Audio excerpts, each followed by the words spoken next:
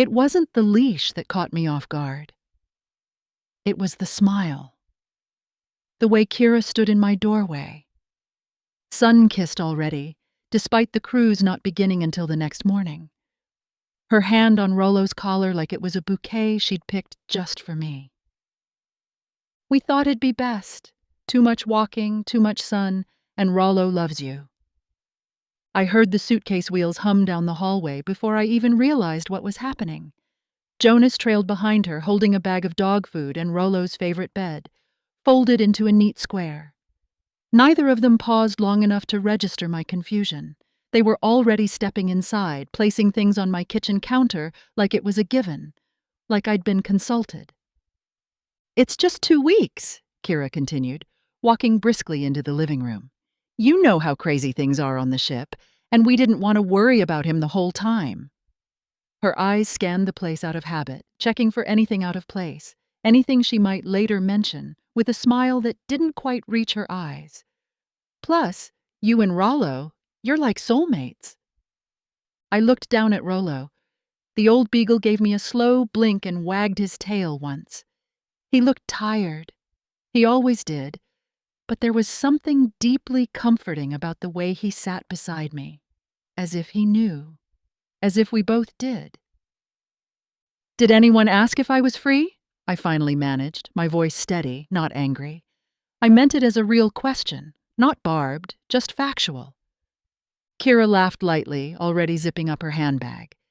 "You're always free, Mom. That's the beauty of retirement, right?"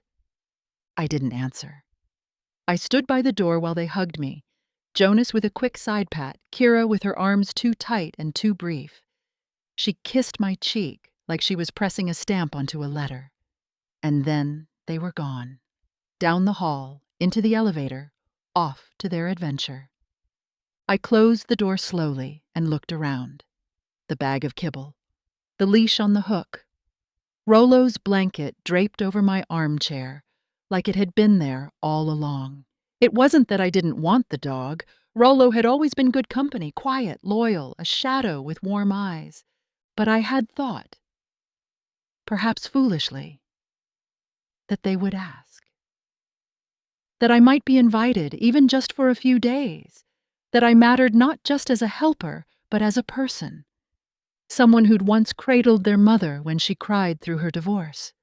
Someone who'd once held Kira's hand through fevers and heartbreak and the loss of her first baby. I gave Rollo a soft pat and walked to the kitchen to make tea. It was going to be a long 2 weeks. Not because of the dog, but because of what the leash represented. The quiet certainty that I was not part of their plans. Only their arrangements. The first Sunday they were gone, I still set the table for 4. Out of habit, more than hope. I placed the ceramic soup bowls down gently, as I always had. Kira's with the chip on the rim, Jonas's next to the window where he liked to check his phone, and one each for the children who no longer needed high chairs, but still drank water from mismatched cups. I didn't expect them to walk through the door. I just couldn't bring myself to pretend the day was like any other. Rollo sniffed around the legs of the table, then curled up by the radiator. The scent of thyme and chicken broth filled the apartment as I stirred my pot, and the soft clink of the ladle against the sides was the only sound. I used to think cooking was my way of expressing love, offering warmth in a spoonful, peace in a full plate. But that Sunday, as I lifted the pot with both hands and poured the soup into containers for the freezer, it struck me that maybe I'd simply been trying to keep something alive. A rhythm. A place for myself in their lives. There was a time Kira used to call me from the grocery store, asking if stew meat or chicken thighs would go better with rosemary. She'd sit at my kitchen table on Friday evenings, peeling apples for pie, while the children colored on the floor. We used to be a team, she and I. Tired, certainly, but laughing over small disasters. Burnt crusts, missed buses, forgotten recital shoes. That intimacy, once so natural, had thinned to something brittle. Over the years, the calls grew shorter, the visits more scheduled. Drop-offs, she called them, when she needed someone to keep the kids during a work trip or weekend getaway. I never said no. I told myself it was love that kept me available. And maybe it was, but now I wasn't sure. When did I become background? A reliable fixture like the guest towels or the freezer stocked with backup lasagna? I don't remember a moment it happened, but I do remember a conversation maybe 3 years ago when I'd mentioned wanting to take a trip. Just me to the Alps. Kira had blinked at me, surprised. "That sounds lonely," she'd said, with the smile she reserved for when she thought I was joking. I'd laughed then too, brushing it off, saying maybe next year. But I remember how the idea of it felt, like something stretching inside my chest, a small bloom of freedom. It didn't survive the frost. Now, with the cruise ship gliding somewhere off the coast of Italy and my own apartment thick with silence, I sat on the couch beside Rollo, wrapped in a quilt I'd made from scraps of my children's clothes. The Sunday soup cooled in the fridge. The bowls were clean, untouched. I didn't cry. I just listened to the stillness and let it speak. The words circled in my head like a lullaby out of tune. We thought it'd be best. Not we asked, not we hoped, just we thought. As if the thinking had been done without me, about me. Wrapped in concern, tied with a ribbon of reasoning that made it seem like a kindness. Too much walking, too much sun. Rollo loves you. Each phrase felt carefully selected, like pieces in a puzzle meant to build the image they wanted me to accept. I wasn't invited because I wouldn't enjoy it. I wasn't consulted because they were protecting me. I was left behind because it was best for me. And Rollo, sweet, waddling Rollo, was my consolation prize. I never told them I couldn't walk. I never said I didn't like the sun. They decided those things on my behalf and used them to excuse my absence. The truth was simpler and colder. They hadn't considered me. Not really. They'd planned the flights, booked the excursions, packed the sun hats, and somewhere in the middle of it, they remembered the dog. That's when I entered the picture. I stood by the window that morning watching the sun climb behind the buildings, casting long shadows over the street. Rollo lay on the rug, his soft snore barely audible. He didn't ask for much. A gentle voice, a walk around the block. His loyalty wasn't contingent on invitation. But as I stood there with my hands curled around a lukewarm mug of tea, I thought about what else had been quietly decided for me over the years. That I'd be the one to babysit, always. That I didn't need a social life beyond their needs. That I was content to be a fixture in their story, dependable and silent. There's a kind of erosion that happens when people stop seeing you. Not all at once, not in a cruel way. It's a soft fading, like the edge of a photograph left in the sun too long. One day you notice your name wasn't on the group message. Your birthday gift was something practical, thoughtless. Your opinion was met with polite nods instead of real engagement, each moment small, forgettable. Together they create a void. I didn't want to fight with them. That wasn't my nature. I wasn't angry, just deeply tired of being categorized, managed, kept comfortable like an old piece of furniture no one wants to part with, but also doesn't use. I poured the cold tea down the sink and started a fresh pot. I didn't have a plan yet, not exactly, but I felt something unfamiliar begin to rise. Not defiance, not bitterness, just clarity, sharp and quiet. They had thought it would be best. It was time for me to start thinking for myself. In the first few days after they left, I kept expecting the phone to ring. Not with worry, Kira rarely worried, but with photos, updates, a breezy, "The kids miss you." Instead, silence. Not the kind that aches, but the kind that confirms what you already knew. I wasn't part of the adventure. I was the soft landing they'd placed just out of sight. The apartment felt different with Rollo in it. He followed me from room to room, not urgently, just faithfully, like he didn't want to miss anything I might do. In the morning, we walked the neighborhood a little slower than I used to. He liked the park, even if he only made it halfway before needing a rest under the bench. I sat beside him, feeding him bits of apple, watching the city move without us. It was during one of those pauses, sitting in the quiet with the leash wrapped around my wrist, that a thought floated up, uninvited but insistent. What if I just left? Not far, not forever, just went, somewhere of my own choosing. The idea startled me. Not because it was bold, but because it had been so long since I'd entertained one. Most of my life now rotated around other people's plans. I was the support beam, never the roof. But I still remembered the things that once made me feel alive. Slow train rides, old guest houses with handwritten signs, thick socks and open windows in mountain air. I hadn't been on a trip by myself in over 30 years. Back home, I pulled out my old photo albums, not because I felt nostalgic, but because I wanted to remember who I'd been before I became everyone's solution. There I was at 26, smiling awkwardly in a train compartment somewhere near Innsbruck, clutching a sandwich wrapped in wax paper.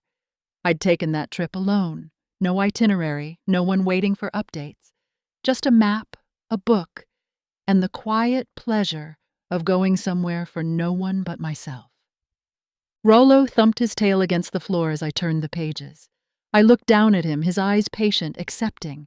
I think he knew something was shifting. Not a revolt, not a tantrum, just the slow recalibration of a woman who was tired of being overlooked. Later that evening, I pulled out my notebook and made a list. Not a to-do list, a to-go list. Places I still wanted to see, trains I hadn't boarded, markets I hadn't wandered. I didn't know if I'd act on it, but writing it down made it real. The apartment was quiet, yes. But for the first time in a long while, the quiet felt less like a void, and more like an opening. The train through the Alps had always been a dream of mine. Not the kind you chase breathlessly in your youth, but the quiet kind that lingers in the background, waiting. I first read about it in a travel magazine at the dentist's office years ago. A winding journey through snow-covered peaks, little towns tucked into valleys, and quiet breakfasts served with marmalade and boiled eggs. I had torn the page out and tucked it into my recipe binder.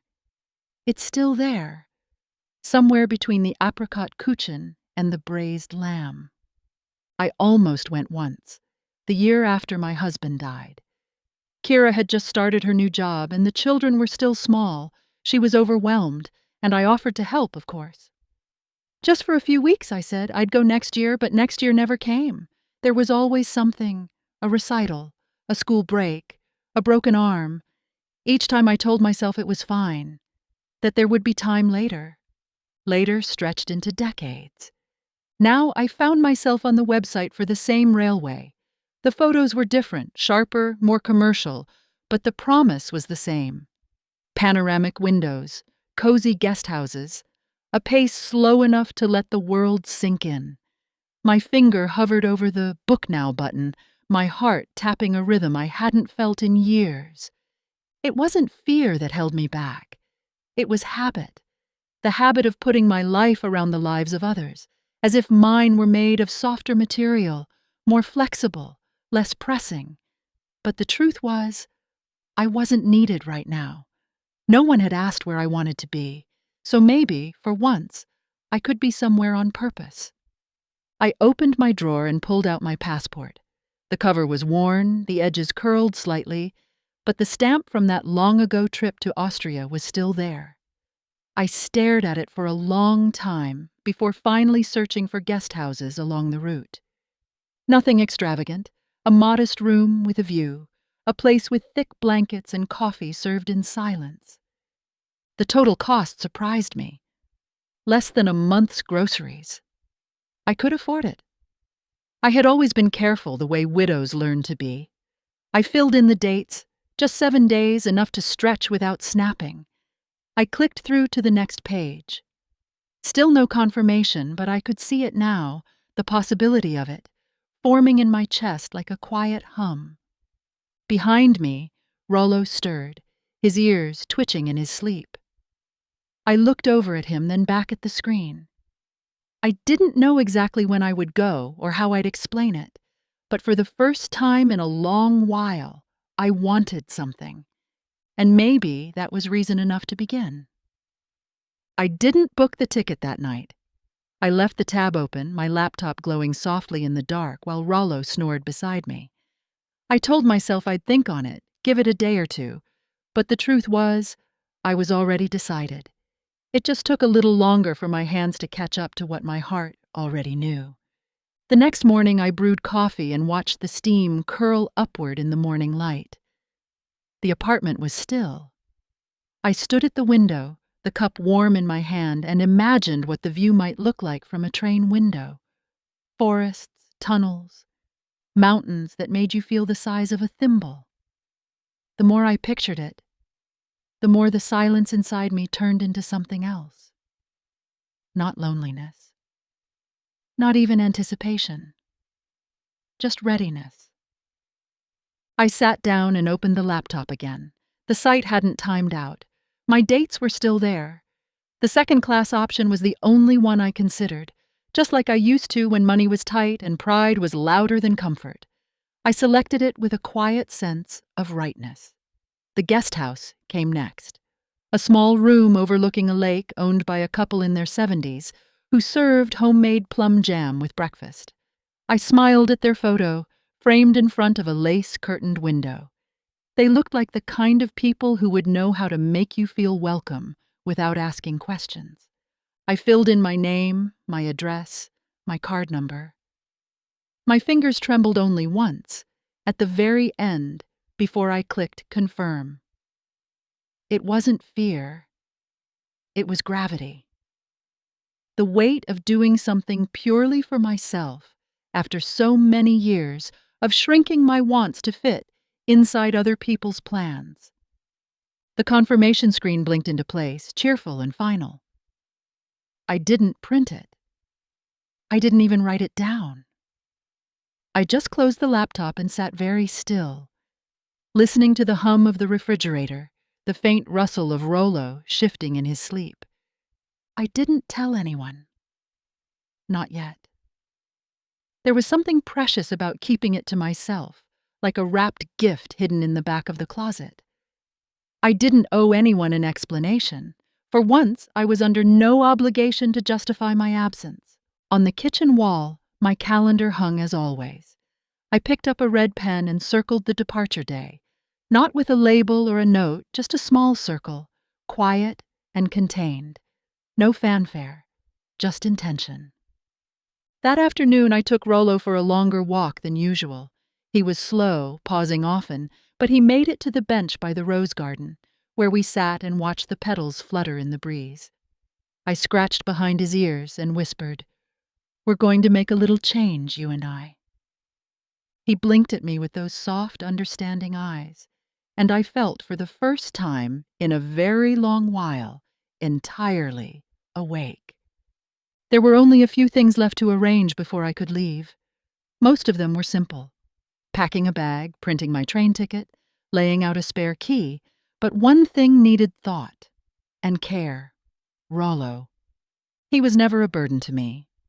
That's what they'd misunderstood. I didn't mind walking him or cleaning up after him or hearing his quiet huffs in the middle of the night.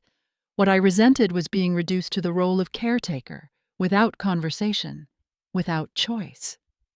But Rollo himself? He had always been more companion than chore. I thought of my neighbor, Mrs. Blumenthal, who lived one floor below. We'd shared soups and crossword puzzles over the years, and she always lit up when she saw Rollo in the hallway. Her own dog had passed away long ago, and she still kept the leash by the door like a relic. I knocked gently that afternoon, a tin of oatmeal cookies in hand. She opened the door in her usual housecoat, her hair pinned up with the same clip she'd worn since the 80s. When I asked if she might keep Rollo for a week, her eyes widened, not with hesitation but with something like delight. She pressed a hand to her chest and said, "Are you sure he won't mind the change?" "He'll be spoiled," I said, smiling, "and he already knows your voice." We went over his routine, twice daily walks, his preferred food, the spot on the couch he liked best. She listened closely, nodding, already planning out meals for him in her head. I gave her my number and a list of instructions, even though I knew she wouldn't need it. Later that evening I packed for real, a small suitcase with wheels, the kind I could lift on my own, 3 sweaters, 2 blouses, my thickest socks. I rolled everything neatly and left space for what I might find along the way, postcards perhaps, or a bar of soap from the guest house. I didn't tell Kira. There was no need. I didn't want to explain myself. Not this time. Rollo watched me with quiet curiosity as I zipped up the bag.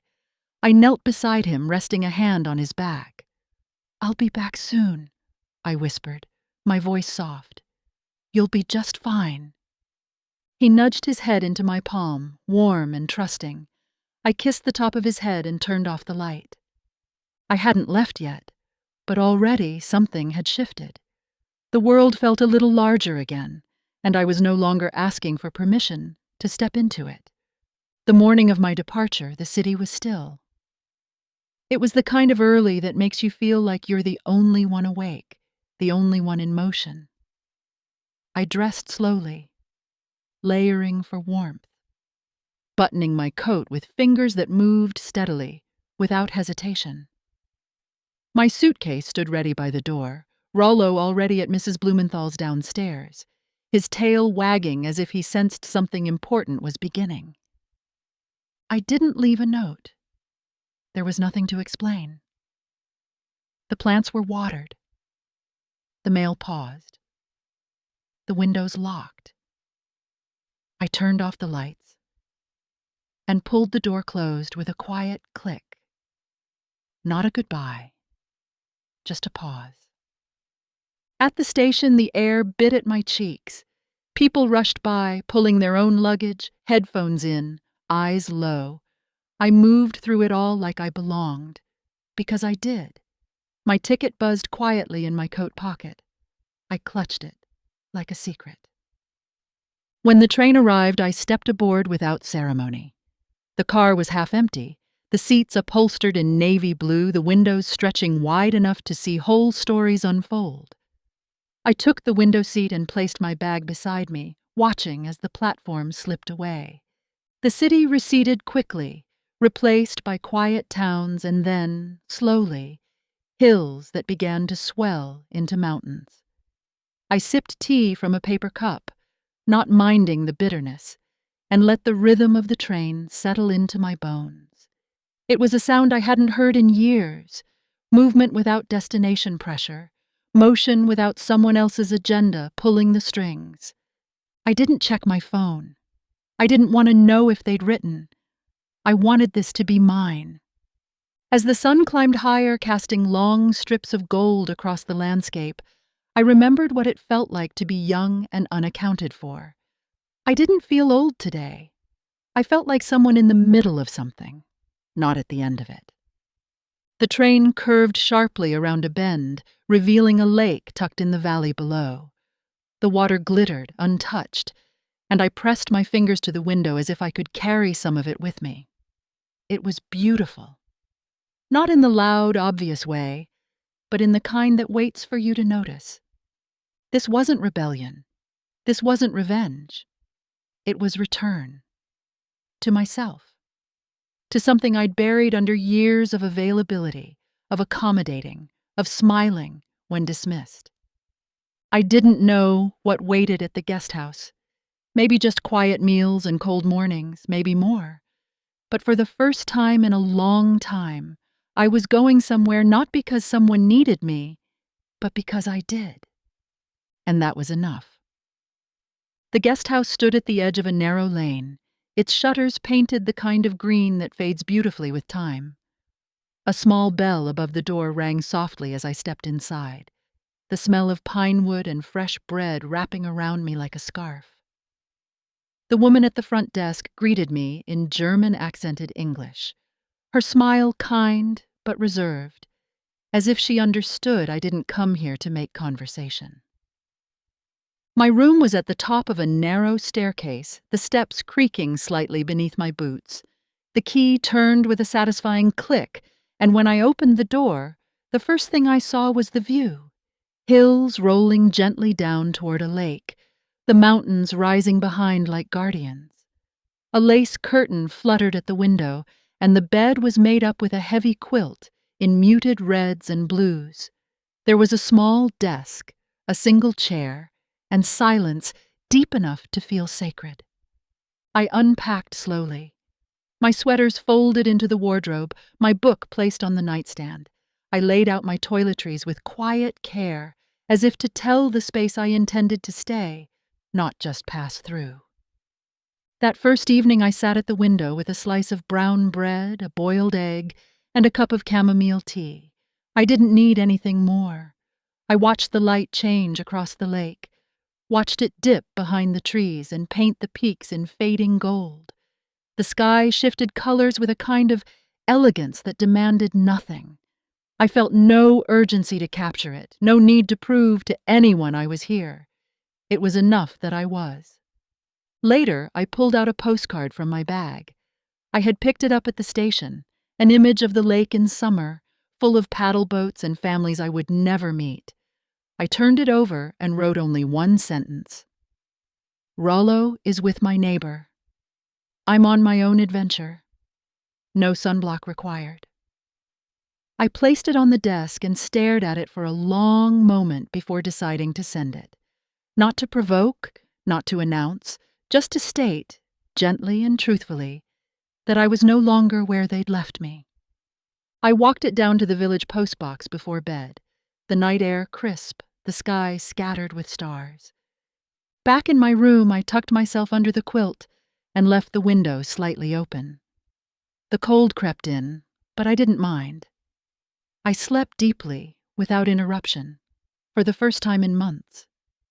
No alarms, no expectations, just the soft breath of mountain wind and the steady rhythm of my own heart, finally unburdened. By the time Kira and her family returned, I was already gone, halfway through the Alps, my postcard drifting somewhere between post offices.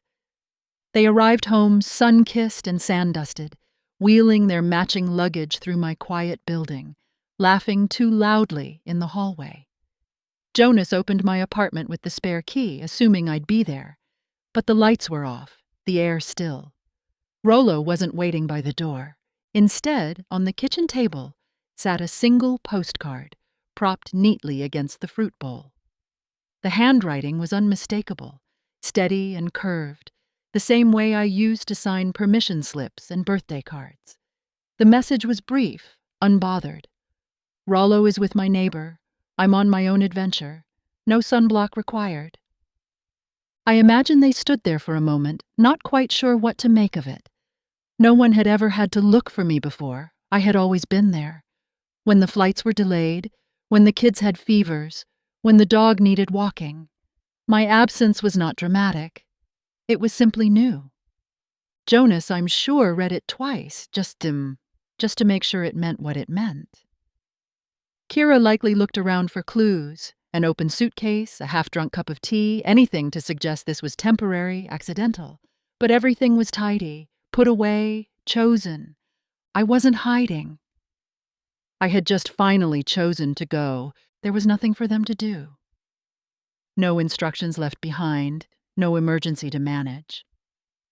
Rollo, as I said, was with Mrs. Blumenthal, probably curled into a blanket on her couch while she told him stories he couldn't understand in words, but felt in tone. He would be fine. So would they. What I don't know is what they said to each other standing in that room where I had stood so many times before, holding their coats, taking their calls, making their lives run a little smoother. Did they feel surprise, offense? Did they wonder where I'd gone or why I hadn't said goodbye? I don't imagine they were angry. Kira doesn't do anger. She does confusion, gentle reprimand. Mom, you should have told us. As if I'd broken a rule I was supposed to live by. But this wasn't a punishment. This wasn't about them. It was about the quiet, the choice, the air of someplace new. It was about showing myself I could still move, still decide, still belong somewhere I had never been before. So I let the postcard say everything I needed to say, and nothing more. I don't know exactly when Kira called. I saw the missed call the evening I returned to the guest house after walking the lakeside trail. Just one ring. No voicemail. A text followed the next morning. "Hi, Mom. Got your postcard. Where are you? Call me when you can." No panic.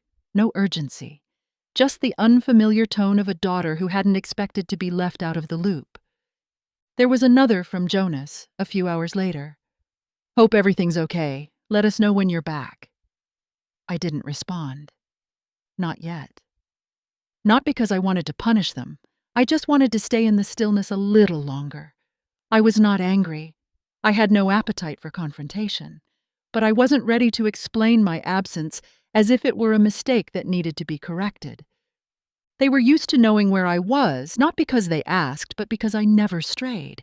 My routines had always been visible to them, predictable, easy to accommodate. I had played my role so seamlessly that the idea of me stepping outside its lines must have felt like a malfunction. But I wasn't malfunctioning. I was breathing differently, walking differently, thinking without interruption. I no longer felt like a dot on someone else's map. I pictured Kira, pacing in her kitchen, phone in hand, scrolling through my number again. She would be annoyed, maybe a little hurt. But beneath that, I hoped, was something else. A sliver of curiosity. A quiet reckoning with the fact that I was not waiting by the door this time. They never imagined I'd leave, because in their minds, I had nowhere else to be. And maybe that was the root of it all, the way years of love can sometimes flatten into assumption, into utility, into a kind of warm negligence that doesn't bruise the skin, but leaves something tender underneath. I deleted nothing. I read their messages, let them exist, but I didn't let them pull me back. Not yet. The lake shimmered outside my window. A couple walked by with a baby stroller, their voices soft and trailing. I closed my phone and turned back to my book, the sound of the page turning louder than the ping of any message. They could wait. I had waited long enough. When I finally returned home, a week after the cruise had ended, the building smelled faintly of rain and cut flowers.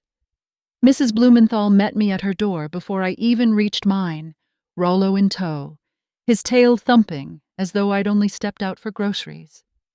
She gave me a warm smile and handed me a small container of soup she'd made, mushroom and barley, rich with thyme. "He was no trouble," she said, "but I think he missed your lap." I thanked her sincerely, then walked Rollo upstairs. The apartment was just as I'd left it, not disturbed, not violated, just paused. An hour later, there was a knock. Kira stood in the hallway, a bouquet in her hands, pale tulips, the kind I used to grow on our windowsill when she was little. She looked rested but tentative, her smile careful. "Hi, Mom," she said, holding the flowers out like a peace offering. I took them without a word, nodded, stepped aside. She didn't enter. "Got your postcard," she said softly. "We were surprised. We didn't know you were planning something." "I wasn't," I said simply. "Not until I was." She nodded again, chewing on her lower lip like she used to when trying to solve a puzzle in school. There were so many things she might have said, so many apologies I'd once imagined hearing. "We should have invited you. We didn't think. I'm sorry we took you for granted." But none came, only silence. A silence that sat between us, not cruelly, but truthfully. "Was it nice?" she asked at last. "Yes," I said. "Very." She looked down at her shoes.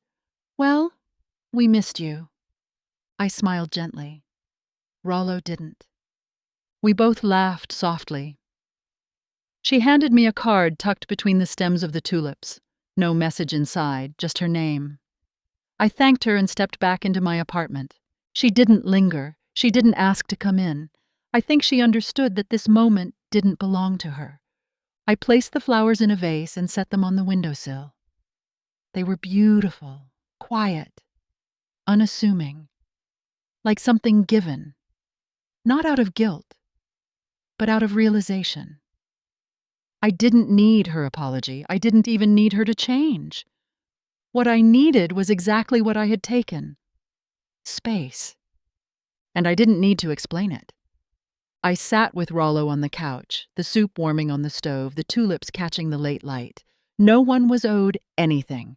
Not a breakdown, not a speech, just a woman who had remembered, in time, that her life was still her own. And for now, that was all I needed to say. A week passed, then another.